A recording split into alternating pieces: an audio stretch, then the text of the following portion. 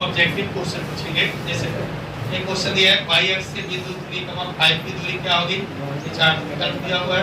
बिंदु -6, -7 की दूरी क्या होगी और किसी बिंदु P के निर्देशांक 2,5 को तो 5 को क्या करना। तो ऑब्जेक्टिव इसी टाइप के क्वेश्चन आते हैं ज्यादा करके निर्देशांक ज्यामिति से आपके बोर्ड एग्जाम काफी इजी है आपको समझना। जैसे मान कर ये a बराबर 5,2 एक बिंदु दिया है जिसका निर्देशांक ये है, ठीक है। तो ये जो होता है ये है x का निर्देशांक और ये है y। इसी बिंदु का जो निर्देशांक देता है उसका पहला x का होता है और दूसरा y। ये पहला x का निर्देशांक और दूसरा y। और जो x का निर्देशांक होता है इसको हम भुज कर और जो y का होता है इसे हम कोटि कर। याद रखें तो y का निर्देशांक होता है उसे कोटि और जो x का निर्देशांक होता है उसे भुज करते हैं। जैसे एक a बिंदु है, इसमें अगर आपको पूछे कि x का निर्देशांक क्या है 5, अगर पूछे कि a बिंदु की भुज कितनी है तो ये हो जाएगा 5। x के निर्देशांक को हम भुज करते हैं। अगर पूछ दे कि a बिंदु की कोटि कितनी है तो कितनी होगी 2। जैसे b एक बिंदु दिया है, इसमें पूछ दे -3, कहे इसकी कोटि क्या हो, कोटि क्या होगी -3, ठीक है। क्योंकि जो y का निर्देशांक होता है वो कोटि और जो x का निर्देशांक होता है वो भुज, ठीक है। अब इसमें अगर आपको पूछ दे कि x का निर्देशांक क्या है, जो पहला होता है वो x का निर्देशांक होता है, कितना हो जाएगा 3। और इसमें भुज पूछे भुज कितनी है, भुज इसका कितना हो जाएगा 3, ठीक है। क्योंकि ये आपका भुज कोई भी बिंदु दिया हो, जैसे मान लीजिए C दिया हो 2, -10, ठीक है। अब इसमें आपसे पूछा जाए कि इसका भुज कितना है, इसका भुज होगा 2, ठीक है। क्योंकि ये x का निर्देशांक है तो ये भुज होगा और जो y का निर्देशांक होगा वो, ठीक है। एक क्वेश्चन आपका कंफर्म हो गया हो।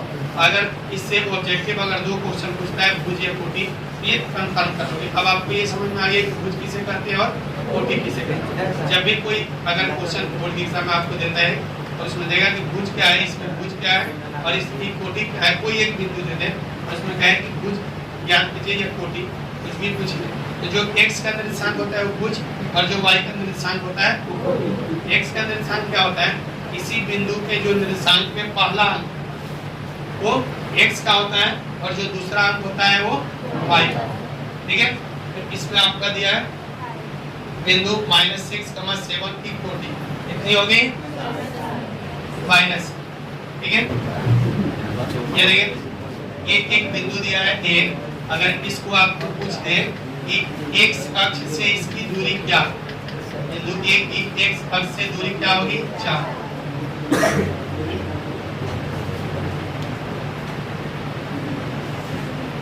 ये दूरी, ठीक है। जो किसी भी बिंदु के निर्देशांक में जो x का निर्देशांक होता है वो y अक्ष से दूरी होता है और जो y का निर्देशांक होता है वो x अक्ष से दूरी। जैसे ये निर्दिष्ट करें तो इस अंश में ये होगा तो कह रहे हैं कि x का 3, ये हो गया x के 3 और y का 4, यानी यहाँ पर होगा 3, ठीक है। अब इसका x अक्ष से दूरी कह रहा है, ये x अक्ष है, ये x अक्ष है। अब इससे दूरी कह रहा है कि कितनी हो, ये x अक्ष से दूरी इसकी 4 हो जाएगी क्योंकि 1, 2, 3, 4 चौथी दूरी पर है, ठीक है। इस बिंदु को हम देखेंगे x अक्ष से दूरी तो 4 हो जाएगी। जैसे b बिंदु अगर आपको दिया हो 3, ये देखिए x के 3 और y के यहाँ पर।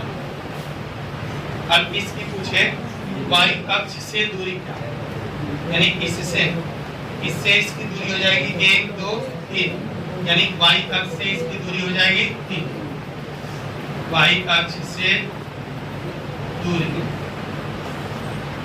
ठीक है। यानी जब भी आपको देगा कि किसी बिंदु की दूरी ज्ञात कीजिए, जैसे मानकर चलिए C दिया है 5, 5, अगर इसका पूछता है कि x अक्ष से दूरी क्या हो, x अक्ष से पूछेगा तो y का निर्देशांक इसका दूरी होगा, और y अक्ष से पूछेगा तो x का निर्देशांक इसकी दूरी, ठीक है। जैसे इसमें पूछे कि y अक्ष से इसकी दूरी क्या होगा, ये हो जाएगा 5, और x अक्ष से पूछे तो ये हो जाएगा x अक्ष से दूरी 4 और y अक्ष से इस बिंदु की दूरी 5, ठीक है। ये अगर इस तरह का क्वेश्चन पूछता है तो आपका क्लियर है कि 3,5 की दूरी क्या हो। अभी आपको समझाएं कि जो x का निर्देशांक होगा वो y अक्ष से दूरी होगा, और जो y का निर्देशांक होगा वो x अक्ष से दूरी। इसमें y अक्ष से दूरी पूछ रहा है, y अक्ष से दूरी कितनी होगी 3, क्योंकि ये y का निर्देशांक है, ये x का। y अक्ष से पूछेगा तो x का निर्देशांक उसकी दूरी होगी, और x अक्ष से पूछेगा तो y का निर्देशांक इसकी, ये हो जाएगा, ठीक है। अगर यही पर ये पूछता कि y x की जगह पर y की जगह पर x कर देता, x अक्ष से इस बिंदु की दूरी क्या होगी, ये होता है, ठीक है। क्योंकि x अक्ष से पूछेगा तो y का निर्देशांक इसकी दूरी होगा, और y अक्ष से पूछेगा x का निर्देशांक इसकी दूरी, ठीक है। इसी बिंदु P के निर्देशांक कमा 5 को, तो 5 को क्या करते हैं, ये 5 इस बिंदु का क्या कहलाएगा, ये बिंदु P है तो P की क्या होगा, ये 40 होगा, ठीक है। ये हो जाएगा P की 40, ठीक है। दे देगा 3,-5 इस चतुर्थांश में हो, यानी कौन से चतुर्थांश में, ये की चतुर्थांश ये सामने 3,-5 इस चतुर्थांश को, इसके जगह पर कोई दूसरा क्वेश्चन दे सकता है 2,3 -5, -2, और आपको फंसाना होगा 30 चतुर्थांश को। ये देखिए एक समतल तल में x अक्ष, ये x एक्सिस और ये y एक्सिस, इससे ये 4 भाग बनते हैं, इसको हम चतुर्थांश कहते हैं। इसके द्वारा घिरे हुए क्षेत्र में ये x एक्सिस और ये y एक्सिस एक दूसरे को जहां काटते हैं मूल बिंदु होता है, और ये इसके चतुर्थांश। यहाँ से हम चालू करते हैं, ये प्रथम, द्वितीय, तृतीय और ये चतुर्थ, ठीक है। हम सिर्फ इसके चिन्ह को देखकर पहचान सकते हैं ये किस चतुर्थांश, ठीक है। जो प्रथम चतुर्थांश होता है उसमें दोनों प्लस होते हैं, ठीक है, दोनों प्लस होते हैं, यानी कोई भी बिंदु का निर्देशांक जिसके दोनों चिन्ह प्लस दिए हो वो इस प्रथम चतुर्थांश में होगा। जैसे अगर मानकर चलिए a बराबर 2,3, आप देख रहे हैं दोनों का चिन्ह क्या है, प्लस है, तो 21 चतुर्थांश में पाया जाए। प्रथम चतुर्थांश में आपसे क्वेश्चन पूछ दिया जाए 21 चतुर्थांश में, ये होगा प्रथम चतुर्थांश, ठीक है।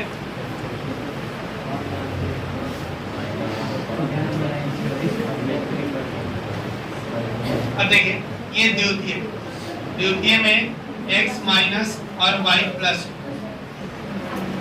और ये माइनस प्लस क्यों होता है, देखिए इधर ये x है, इधर x का मान 1 2 3 4, ये प्लस और y का मान ऊपर प्लस 1 2 3 4, ठीक है। तो ये देखिए इस चतुर्थांश में जो अंक रखे जाते हैं उसके ये x एक्सिस का निर्देशांक यानी x का निर्देशांक, और इधर से y का निर्देशांक, ये भी प्लस है और ये भी क्या है प्लस, इसलिए इस चतुर्थांश में जो भी बिंदु आएंगे वो दोनों का निर्देशांक जो होगा उसका चिन्ह जो होगा, दोनों का चिन्ह वो प्लस होगा। जैसे यहाँ पर 2 प्लस है और 3 भी प्लस, ठीक है। अब इसमें देखें ये माइनस प्लस, किसी भी बिंदु के जैसे आपको दिया हो -2,3, यानी x माइनस और y, ठीक है। ये जो दिया है ये द्वितीय चतुर्थांश, क्योंकि आप देख रहे हैं x का निर्देशांक माइनस और y का प्लस, जिस बिंदु में x माइनस y प्लस होता है वो द्वितीय चतुर्थांश। और क्यों होता है, क्योंकि ये देखिए ये इस चतुर्थांश में हम इधर से y और इधर के x को देखते हैं, जिस बिंदु को इसमें रखा जाता है वो इधर का x निर्देशांक और इधर y निर्देशांक है। तो y का आप देख रहे हैं इधर से ये प्लस है, लेकिन x का इधर क्या आता है माइनस, x डैश की तरफ इधर x का मान क्या होता है माइनस होता है, इसलिए जो बिंदु इसमें रखा जाएगा वो x निर्देशांक होता है माइनस और y निर्देशांक होता है प्लस। ये देखिए -2,3 ये किस में होगा? द्वितीय चतुर्थांश।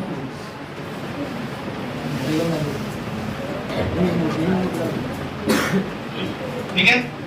अब इस तरह का कोई भी जैसे बिंदु दे दिया जाए C -3,4 ये किसमें होगा? द्वितीय में। ठीक है। अगर दे दिया जाए आपको P -5,2 ये किसमें होगा? द्वितीय में। यानी x का निर्देशांक पहला माइनस और y का अगर प्लस तो हमेशा द्वितीय में होता है इस चतुर्थांश में, क्योंकि द्वितीय में x माइनस और y प्लस होता है। और किसी भी बिंदु का पहला बिंदु x निर्देशांक और दूसरा y, यानी पहला x का निर्देशांक और दूसरा y, x माइनस अगर y प्लस हो तो उसे हम द्वितीय चतुर्थांश में रखेंगे। ठीक है। अंश में दोनों प्लस होता है, प्रथम पहला माइनस दूसरा प्लस, ये द्वितीय। अब तृतीय में दोनों माइनस, ठीक है। x भी और y दोनों का निर्माण माइनस होता है। कैसे? देखिए क्यों? क्योंकि ये देखिए x है, इस चतुर्थांश में जो बिंदु आप रखिएगा, ठीक है, उसमें ये होगा x का और ये होगा y का। x का आप जानते हैं इधर माइनस होता है और y इधर क्या होता है? माइनस। ठीक है। तो जब इस चतुर्थांश में किसी बिंदु को रखा जाता है, x का निर्माण ये और y का ये दिया जाता है, तो दोनों माइनस है, इसलिए जो इस बिंदु जो इस चतुर्थांश में होगा, यानी इस चतुर्थांश में वही बिंदु रखा जाएगा जिसका x और y दोनों निर्माण माइनस हो। ठीक है। जैसे आपको दिया हो -3, -1, आप देख रहे हैं दोनों क्या है? माइनस में। ये पूछ दे आपको कि ये बिंदु किस चतुर्थांश में पाया जाता है, किस में होगा? ये द्वितीय में। ठीक है। आपको दिया हो -5, -3 ये किस में होगा? तृतीय में, क्योंकि माइनस दोनों में आप देख रहे हैं क्या है? माइनस। दोनों में माइनस होगा तो तृतीय चतुर्थांश में पाया। ठीक है।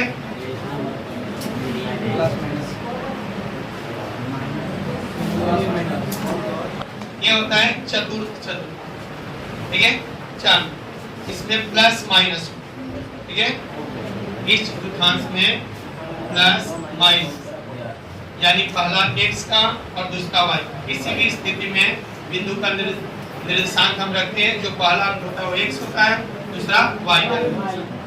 तो इस चतुर्थांश में वही बिंदु रखे जाते हैं जिसका पहला निर्माण प्लस और दूसरा माइनस हो, क्योंकि ये देखिए x इस चतुर्थांश में जो बिंदु रखे जाएंगे वो x का ये मान रहेगा और y का इधर से, यानी इस चतुर्थांश में जो भी बिंदु रखे जाएंगे x का निर्माण और ये y का निर्माण। तो देख रहे हैं x क्या है? प्लस और y क्या है?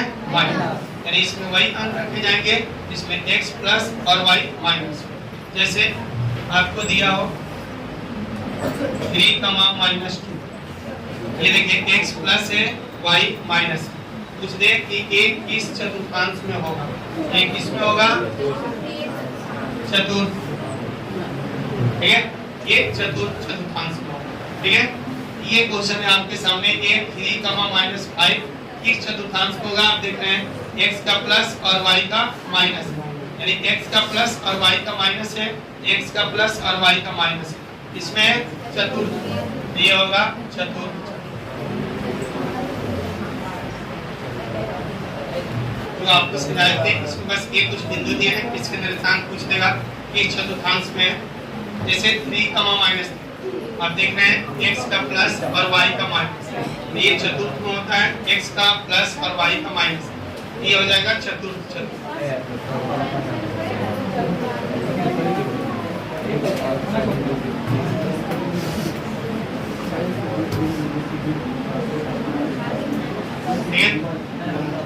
ये दूसरा भी देख रहे हैं आप, प्लस और माइनस, ये भी होगा चतुर्थ। और तीसरा देख रहे हैं 2,8, ठीक है, ये दोनों प्लस है, दोनों प्लस किसमें होता है? प्रथम, ये होगा प्रथम। और ये -1,0 देखिए, y का मान 0 है, x का मान -1, तो जब y 0 हो तो बिंदु x अक्ष पर ठीक है ना, यानी डी बिंदु एक्स अक्ष पर होगा। चलो अंश नहीं अक्ष पर होगा, जो कि एक्स अक्ष दिया जाता है, क्योंकि एक्स का निर्माण है, वाई का कुछ नहीं है, इसलिए एक्स अक्ष पर होगा।